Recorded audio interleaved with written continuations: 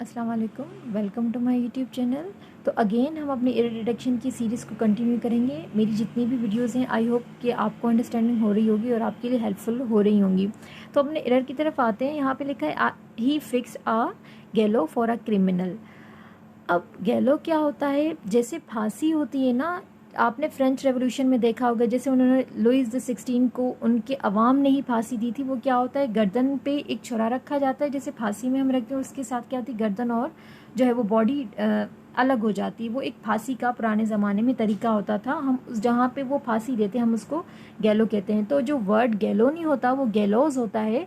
तो वो जैसे अब के ज़माने में फांसी देते हैं, एक फांसी का बंदा होता है। तो पुराने ज़माने में, या आपने देखा होगा किंग के ज़माने, या जैसे फ्रेंच रेवोल्यूशन में आपने देखा होगा, तो वर्ड गैलो नहीं होता, वर्ड गैलोज होता है। तो यहाँ पे ही फिक्स आ गैलो फॉर अ क्रिमिनल। तो वर्ड जो है वो गैलो नहीं होता, वो क्या होता है, गैलोज होता है। तो हमारे पास एरर क्या हो जाएगा, ऑप्शन बी, ये वर्ड हो जाएगा गैलोज। ठीक है, अब सेकंड पे आते हैं। You must remember that you are a junior than Ali. अब जब जूनियर आ जाए या जिस वर्ड के पीछे ओ आर आ जाए, तो वहाँ पे हमारे पास जो प्रीपोजिशन यूज़ होता है वो टू यूज़ होता है। जैसे सुपीरियर हो गया, इन्फीरियर हो गया, जूनियर हो गया। तो आपको ये सिंपल है, आप ओ आर वाले वर्ड्स याद रखें, मोस्टली उनके साथ टू यूज़ होता है। तो इस वजह से मैं आपको बता रही हूँ। यहाँ पे क्या है, you must remember that you are junior than Ali. तो यहाँ पे क्या है, जूनियर के बाद देन नहीं यूज़ होता, जूनियर के साथ टू यूज़ होता है।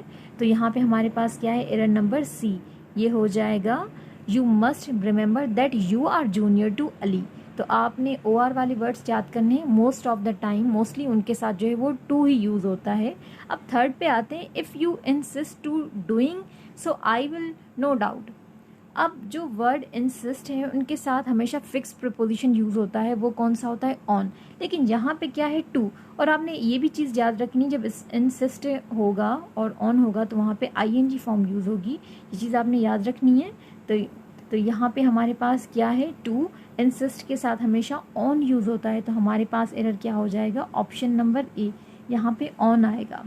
तो हम आते हैं फोर्थ वन पे। She does not regret to leaving him. जो वर्ड रिग्रेट है उसके बाद कोई भी प्रिपोजिशन यूज़ नहीं होता।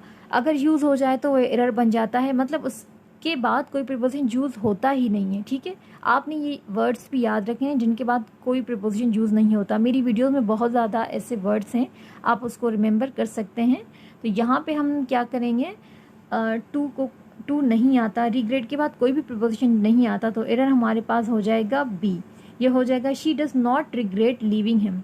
ये सिंपल हो जाएगा। ये चीज़ आपने याद रखनी है। जो फिक्स प्रिपोजिशन है वो भी याद रखने हैं, जिनके बाद प्रिपोजिशन यूज़ नहीं होते आपको वो भी याद रखने हैं। अब फिफ्थ पे आते हैं। Umar is not eligible to the post. अब जो वर्ड एलिजिबल है उसके बाद कभी भी टू नहीं आता, उसके बाद क्या आता है, फोर। एलिजिबल के साथ हमेशा फोर प्रिपोजिशन यूज़ होता है, ये भी आपने याद रखना है। ये हो जाएगा Umar is not eligible for the post.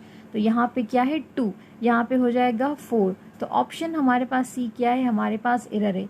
Eligible के साथ फोर यूज़ होता है, जूनियर, सुपीरियर, इन्फीरियर के बाद हमेशा टू यूज़ होता है, और इंसिस्ट के साथ हमेशा ऑन यूज़ होता है, और रिग्रेट के बाद कोई प्रीपोजिशन यूज़ होता ही नहीं। अगर हो जाए तो आपका एरर बन जाता है। तो ये चीज़ आपने मैनेज करनी है खुद से, अपने नोट्स बना के या वीडियोस देख के। तो इंशाल्लाह जो आपकी छोटी छोटी प्रॉब्लम्स है वो सॉल्व हो जाएंगी। Thank you, all the best, अल्लाह हाफिज़।